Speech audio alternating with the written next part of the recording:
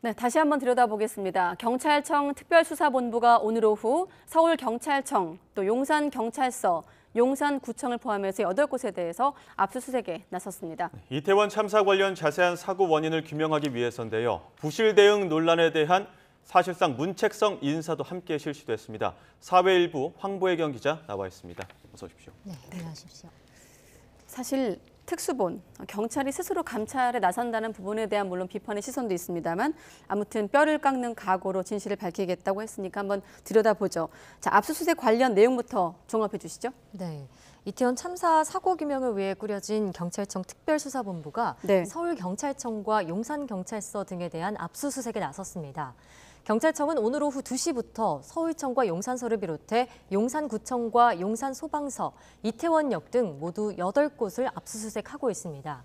이태원역은 무정차 요청을 언제 했느냐를 두고 경찰과 진실 공방을 벌이고 있는 만큼 관련 자료를 확보한다는 방침입니다. 또 다산 콜센터도 압수수색 대상에 포함됐는데요. 참사 당시 혼잡 신고가 얼마나 접수됐는지 내역을 파악하기로 했습니다. 일단 이들 기관에 업무상 과실치사 혐의를 적용할 수 있을지 본 뒤 네. 압수수색 결과를 토대로 입건 여부를 결정하고 수사를 확대할 방침입니다. 현재 수사관 80명 정도를 보내서 압수수색을 하고 있습니다. 예, 지금 늑장 대응 논란도 계속해서 나오고 있는데 이게 실제로 참사 당일에 첫 112 신고가 저녁 6시 30분쯤 접수된 걸로 이렇게 확인되면서 또 시작이 됐습니다. 예, 내용 그렇습니다. 정리 좀 해주시죠. 네, 말씀하신 것처럼 참사 당일 4시간 전인 저녁 6시 34분에 네. 첫 112 신고가 접수됐습니다. 예. 하나하나 살펴보겠습니다. 우선 이 6시 34분에 좁은 골목인데 사람들이 엉켜서 압사당할 것 같다라는 신고가 접수가 됩니다.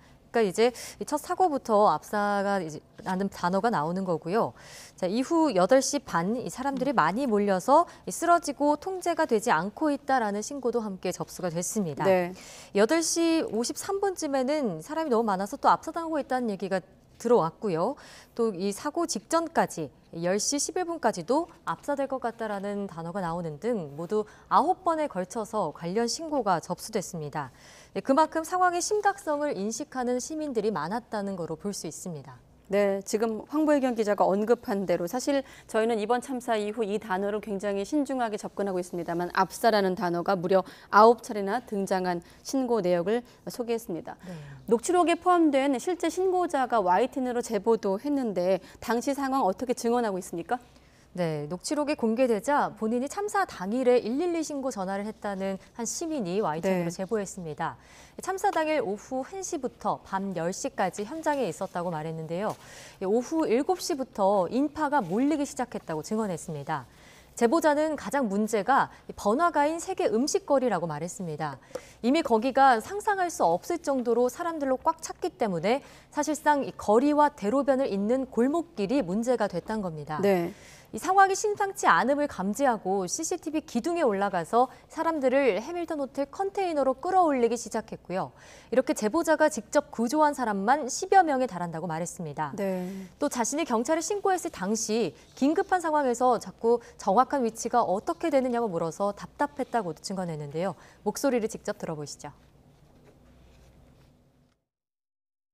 밑에서는 계속 올려달라는 상황이었는데 위에도 꽉 차서 올릴 수가 없었고 그 경찰에서는 해밀턴 호텔 뒤인데 정확한 위치를 설명해라. 그러니까 지금 정확한 위치가 아니라 전 바닥이 지금 난리가 났다. 네. 네, 지금 윤익은 경찰청장은 경찰 대응이 미흡했다 이렇게 해서 대국민 사과를 하기도 했는데 이를 두고 이태원 파출소 비롯해서 현장 근무자들 사이에서 불만이 터져나오고 있다고요. 네, YTN이 단독으로 전해드렸던 내용이죠. 네. 이태원 파출소 한 직원이 어젯밤 경찰 내부망에 글을 올리고 참사 당시 상황을 자세히 설명했습니다. 몰려든 인파로 압사가 우려된다는 112 신고는 매년 헬로윈과 지구촌 축제 등에 있었다면서 당시 파출소 직원 20명은 최선을 다해 근무했다고 강조했습니다. 또 신고 11건 가운데 4건만 출동하고 나머지 신고는 상담 안내로 마감했다는 부분에 대해서도 해명했는데요. 신고자에게 인파 안쪽으로 들어가지 말고 귀가하라고 안내했기 때문이라고 설명했습니다.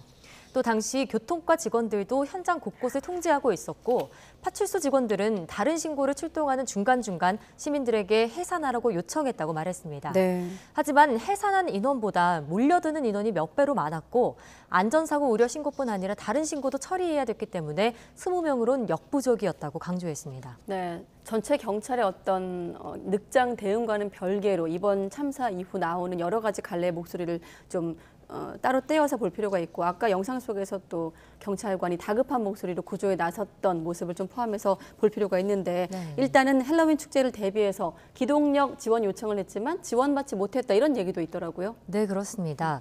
2주 전쯤에 시민 100만 명 규모가 모였던 지구촌 축제가 열렸습니다. 당시 이태원 파출소에서는 손수 약도까지 만들면서 파출소 경력 운용에 대한 구상을 해 대비했다고 말했습니다. 이번 헬로윈 기간 때도 동일하게 했다는 건데요. 네. 하지만 지구촌 축제 대비 당시 행사장 질서 유지를 위해서 기동대 경력 지원을 요청했는데 윗선에서 거절한 거로 알고 있고 이번 헬로윈 때도 용산경찰서에서 서울경찰청에 기동대 경력 지원을 요청했지만 지원하지 않은 거로 알고 있다고 설명했습니다. 이 때문에 경찰 내부망엔 현장 인력을 채워주지 않으면서 참사 책임을 현장 경찰에게 돌린 지휘부 태도를 비판하는 글이 줄을 잇고 있습니다. 제가 직접 통화했던 서울시내 모 경찰서 경비과 소속 경위는 경찰청장 발언과 관련해서 현장 상황을 모르고 한 말이라면서 잘라 말했습니다.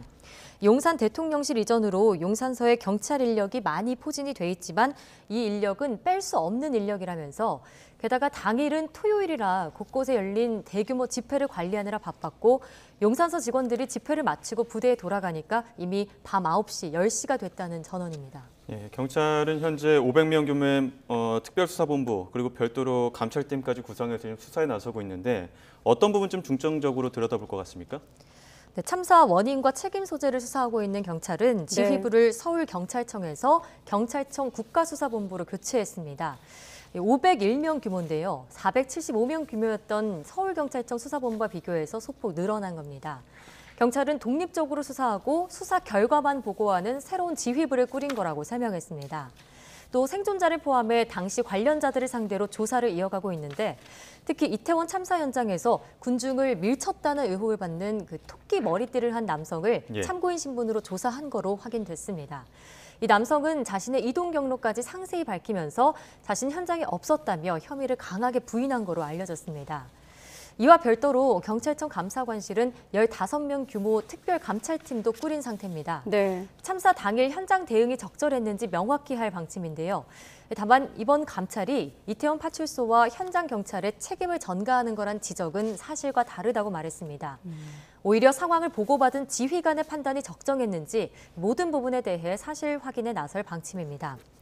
네, 또 서울시와 용산구청 등 지자체가 대규모 인파를 모이는 행사를 앞두고 안전 조치를 제대로 했는지도 반드시 따져봐야 할 부분입니다. 네, 책임 전가라는 말을 보니 이번 참사 이후 자책의 목소리가 없다라는 말까지 또 떠오르네요.